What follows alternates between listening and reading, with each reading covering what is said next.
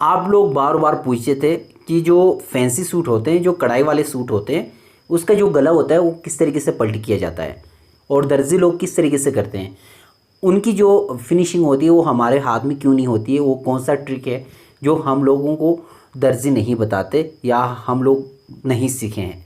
तो आज की इस वीडियो में मैं आप लोगों के साथ वही ट्रिक शेयर करने वाला हूँ। सिंपल है, बहुत आसान है, आप लोगों ने सिर्फ इस वीडियो को पूरा देखना है, इंशाल्लाह आप लोगों को समझ में आ जाएगा।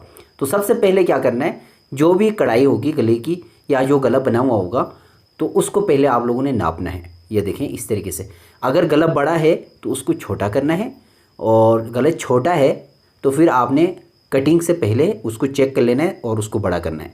ऊपर से ये 7.5 इंच है और डीप पे ये 6 इंच है, टोटल 5.5 इंच आ रहा है। तो इसका मतलब ये है कि बिल्कुल ये गला परफेक्ट है।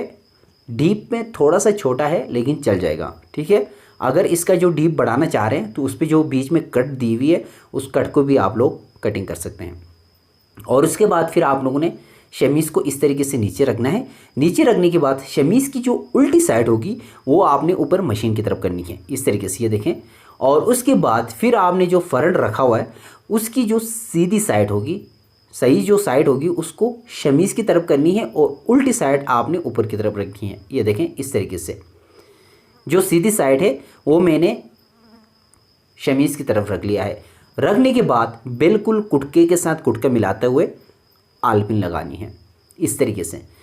और गले का जो सेंटर होगा आप लोगों ने बिल्कुल परफेक्ट रखना है, बाद में ऐसा ना हो इसका सेंटर आउट हो जाए, ठीक है।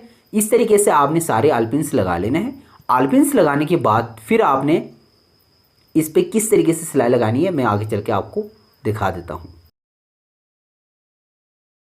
गले पे मैंने आलपिन लगा ली है। आलपिन लगाने के बाद ये हाफ पैर है, हाफ पैर को आप लोगों ने लगा के इस पे सिलाई लगानी है, क्योंकि ये नग पे पूरा गला बना हुआ है। इस पे नॉर्मली जो कढ़ाई होती है वो नहीं हुई है, हाथ का काम है, तो इसलिए पहले हम लोगों ने हाफ पैर को लगाना है। अगर आपके पास हाफ पैर लेफ़्ट साइड वाला हो या फिर राइट साइड वाला, उससे कोई लेना देना नहीं है, ठीक है। इन दोनों में से कोई सा भी हो आपका चल जाएगा, ठीक है। अगर आपके पास लेफ़्ट वाला है तो लेफ़्ट साइड से स्टार्ट होगा, अगर राइट वाला है तो फिर आप लोगों का राइट से गले पे सिलाई स्टार्ट होगी। बिल्कुल कढ़ाई के साथ साथ ही आप लोगों ने क्या करना है, इस पे सिलाई लगानी है इस तरीके से। ये देखिएगा, बिल्कुल किनारे, कढ़ाई की जो किनारी होगी बिल्कुल किनारे के ऊपर हम लोगों ने सिलाई लगानी है। इसी तरीके से पूरे गले पे सिलाई लगा लेंगे। सिलाई लगाने के बाद इस पे हम लोगों ने कटिंग कर लेना है इस तरीके से। सिलाई मैंने लगा ली है गले पे। सिलाई लगाने के बाद फिर यहाँ पे ये देखें, ये जो कट है इसको आप लोग अगर कटिंग करना चाह रहे हैं तो फिर आपने सेम प्रोसेस को नीचे तक लेके आना है और इसके बाद क्रॉस पे सिलाई लगा के फिर ऊपर सिलाई को लेके आना है और उसके बाद फिर गले को कटिंग कर लेंगे। और गले को जब पलटी कर लेंगे तो कट गोल आपका गला बन के तैयार होगा। लेकिन इसका जो गला है वो बिल्कुल परफेक्ट है, तो इसलिए मैंने इस कट पे सिलाई लगाने की ज़रूरत महसूस नहीं की, क्योंकि इसलिए मैंने कट नहीं लगाया। यहाँ पे गले छोटे पहनते हैं तो इसलिए मैंने 6 इंच पे ही रहने दिया। तो उसके बाद आपने 2 सूत का दबाव छोड़ के बाकी जो फालतू कपड़ा था उसको मैंने कटिंग कर लिया है। इसी तरीके से कटिंग करने के बाद इस पे कट्स लगाने हैं, जिस तरीके से मैंने अभी आपको दिखा दिया। कट्स लगा के कटिंग करने के बाद, कट्स लगाने के बाद जितने भी आलपिन्स थे वो मैंने निकाल लिए हैं और उसके बाद फिर इसको इस तरीके से ओपन कर लेना है। ओपन कर लेने के बाद आपने यहाँ पे आके एक रॉक रखनी है। तो ये जो इसकी जो शमीज़ का जो दबाव था, जो कपड़ा मैंने कटिंग करके 2 सूत का दबाव रखा हुआ था, उसको आपने शमीज़ की तरफ करनी है, ठीक है। शमीज़ की तरफ करके आपने इस पे किनारी की सिलाई लगानी है। इस पे हम लोग सबसे पहले इस तरीके से किनारे की सिलाई लगा लेंगे। और आप लोगों ने एक चीज़ नोट करना है, अगर आप गले पे जो मैंने अभी आपको कट दिखाया था, अगर आप उसको कट को पलटी करते हैं तो फिर आप लोगों ने इस पे किनारे की सही सिलाई जो है वो नहीं लगा सकते हैं। वहाँ पे जाके फिर आप लोगों को मुश्किल होगी, वहाँ पे आपकी सिलाई नहीं लगेगी। तो अगर गोल हो, वी हो, इन जो गले होते हैं उस पे किनारे की सिलाई लगती है, अदरवाइज़ बाकी जो नोक वाले गले होंगे उस पे किनारे की सिलाई नहीं लगेगी। तो गले को पलटी करने के बाद इस तरीके से पलटी होगा और उसके बाद फिर आपने इसको अच्छी तरीके से इस्त्री कर लेना होगा।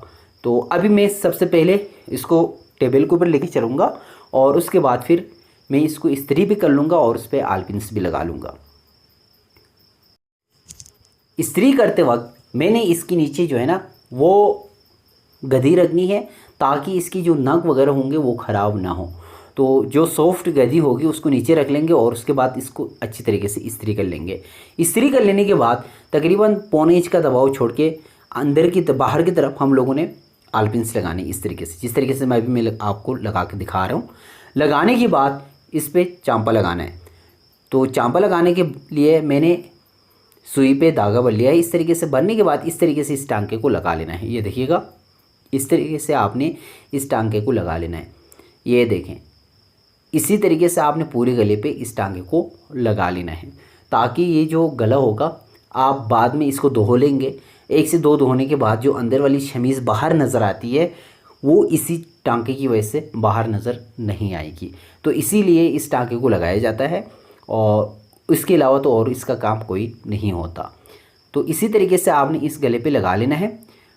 चांपा लगाने के बाद इसकी जो फाइनली लुक है गले की वो मैं आपको अभी दिखाता हूँ। ये देखिएगा, इसी तरीके से आपने इस डिज़ाइन को, इस गले को पलटी करना है। और जो कढ़ाई वाली गला होगा, जो कढ़ाई वाला गला होगा उस पर भी आप लोगों ने डबल पेड़ से इस पर सिलाई लगा सकते हैं। इसकी क्योंकि नग ज़्यादा थे तो नग के ऊपर जो है ना डबल पेड़ नहीं लगता और चलता भी नहीं है, तो इसलिए हाफ पेड़ लेने की ज़रूरत पड़ती है।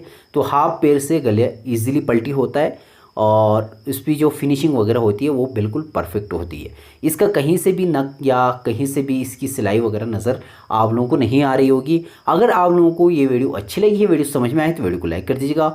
चैनल पे अगर पहली बार आए हो तो चैनल को ज़रूर सब्सक्राइब कर दीजिएगा, साथ ही बेल आइकन को प्रेस कर दीजिएगा। मैं ऐसी वीडियोस लाता रहता हूँ। मिलते हैं एक न्यू वीडियो में, तब तक के लिए अल्लाह हाफिज़।